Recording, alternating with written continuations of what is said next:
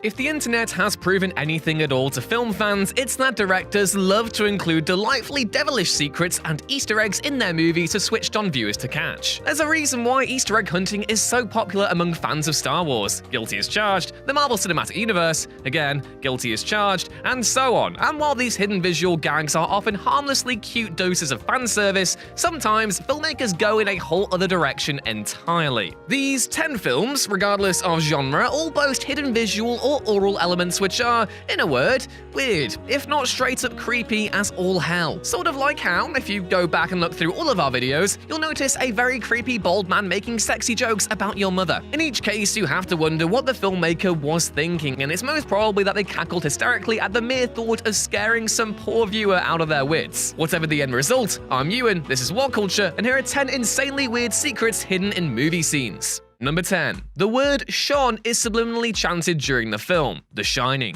It's no secret that there are dozens, if not hundreds of crackpot theories surrounding Stanley Kubrick's iconic horror masterpiece, The Shining, as so brilliantly explored in the documentary Room 237. But a few years ago, it was revealed that Kubrick had hidden some subliminal audio messages within the movie. In The Shining's first 48 minutes, numerous times a faint chant can be heard as pivotal pieces of dialogue are spoken, and the voice has been interpreted by fans as chanting the word Sean. This is clearly referring to The Shine, or The Shin for you Simpsons fans, aka the telepathic abilities possessed by some characters in the movie, and adds yet another supremely creepy layer to a film already dripping with mood and atmosphere. And even if you are skeptical, consider that Kubrick let nothing end up in his movies by accident. This isn't some coincidental environmental sound effect, it's clearly a post-processed voice, and a damn eerie one at that. Number 9. A dolphin sound effect is used in the racetrack accident, The Final Destination. Now, few among us take the Final Destination movies remotely seriously, but even so, this is a pretty damn weird Easter egg hidden within the fourth film in the series, The Final Destination. The film famously begins with an epically chaotic racetrack accident premonition sequence, and early in the scene, the camera lingers on a car speeding hastily through a puddle of spilled oil. Listen carefully, and you'll hear a possibly familiar sound of an excited dolphin squealing with delight.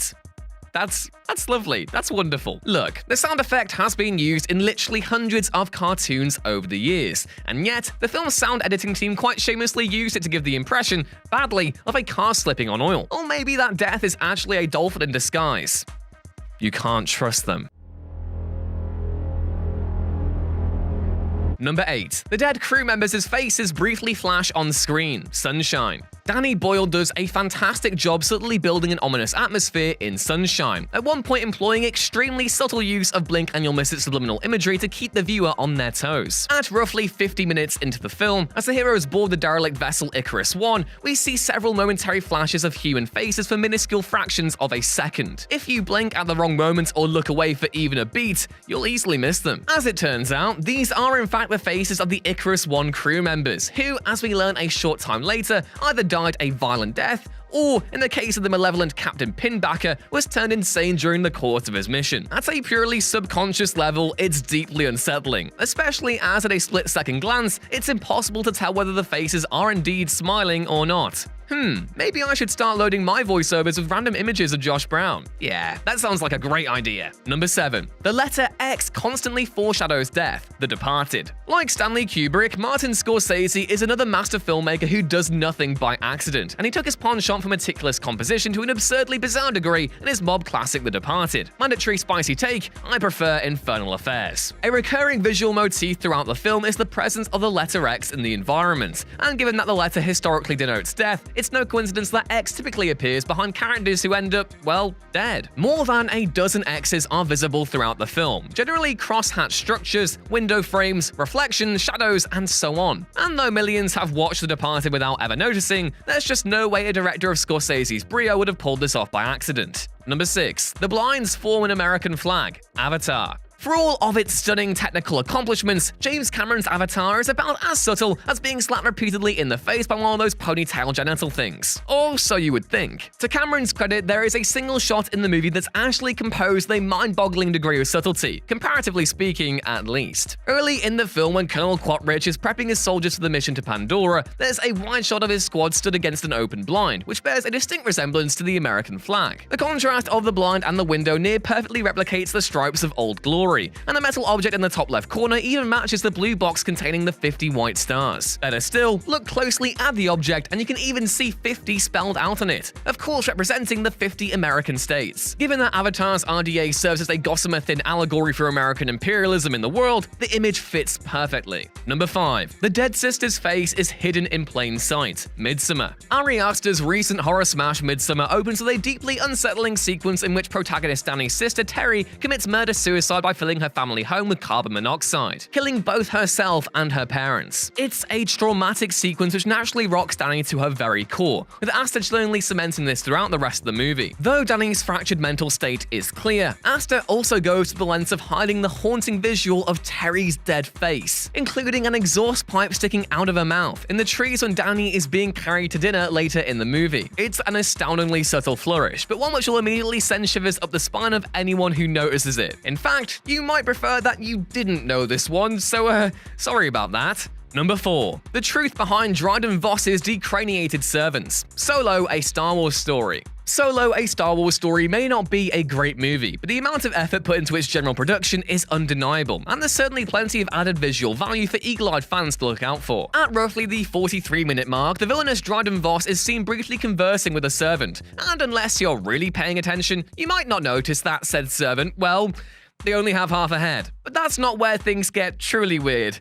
No, well, it's just a creepy-looking android, right? Well, no, not quite. As it turns out, this android butler first appeared in the visual dictionary for Rogue One, and has also been briefly featured in a number of Star Wars comics. The book confirms that the servants, better known as the Decraniated, are wounded humans kidnapped and transformed into droids by a fugitive surgeon, their head presumably being cut in half and fitted with robotic quote-unquote enhancements. Creepier still, the fugitive surgeon being referred to is none other than Cornelius Evazan, who famously came across Luke and Obi-Wan in the Mos Eisley Cantina back in A New Hope, before reappearing briefly in Rogue One. You know, the guy who's all like, "I don't like you," and Luke's all like, "I'm sorry," and he's all like, "I have the death sentence on 12 systems." Good times. Given that this feels more David Cronenberg than George Lucas, this honestly might be the low-key darkest thing in the entire Star Wars universe. Other than Borg Gullet, get that thing away from me. Number 3. Pennywise changes his eye color for a very specific reason. It Chapter 1. Bill Skarsgård's performance as Pennywise in It Chapter 1 is so captivating that it's easily to take the finer details for granted. For instance, most viewers likely didn't even notice that the murderous dancing clown sports a different eye color during the horrific opening scene where he murders poor Georgie. Far away from his signature golden hue, there's a split second where Pennywise can be seen switching his iris color to a watery blue. And even if you did manage to notice this, unless you're a big fan of Stephen King's source material, you likely had no idea why it happened. Because this is pulled straight from King's novel, where Pennywise adopts the eye color of Georgie's brother Bill and mother in order to lure him in. And yet, without the benefit of the book's narration, it's a disturbing subtlety that's missed incredibly easily. For my money, one of the most uncomfortable opening scenes I've ever had to sit through. Poor Georgie. Number 2. The creepy face hiding under the bed, Stuck on You. The Farrelly Brothers' 2003 comedy Stuck on You is probably the last place you'd expect to find a genuinely unsettling gag, but literally about a minute into the movie, there it is. As Matt Damon's name flashes up in the credits and the conjoined twins rise out of bed, a human face is faintly visible underneath the bed, peering directly into the camera lens. Apparently, this is one of the movie's executive producers who hid under the bed as a prank, hoping that the Farrellys wouldn't notice, and obviously they didn't. This one's incredibly tough to catch and best seen with your TV's brightness cranked all the way up, but in isolation, it looks like it belongs more in a horror movie than a comedy. Yikes. Number 1. The infamous quote-unquote ghost in the background, 3 men and a baby. And finally, our list ends with one of the most prolific urban legends in Hollywood history, the widespread 90s myth that the ghost of a young boy appears in the 1987 hit comedy 3 Men and a Baby. Roughly an hour into the film, Jack is talking to his mother as they walk through his house, and what appears to be a shotgun or rifle is leaned against one of the windows. Then, when the pair walk past this area 30 seconds later, the figure of what appears to be a young boy is now visible by the same window. Back in the days of grotty, blurry VHS, this was far more difficult to disprove, and so word spread that the boy had lived in the apartment where the scene was filmed and shot himself with a shotgun some time prior, with his ghost lingering in cinematic perpetuity forevermore. But as it turns out, the figure is actually a cardboard standee of Jack himself, as can be briefly seen later in the movie. This is actually an accidental secret though, as a subplot involving Jack appearing in a dog food commercial, hence the standee, was cut from the film in post-production, making it far tougher for audiences to understand why a shadowy figure would be standing by the window at all.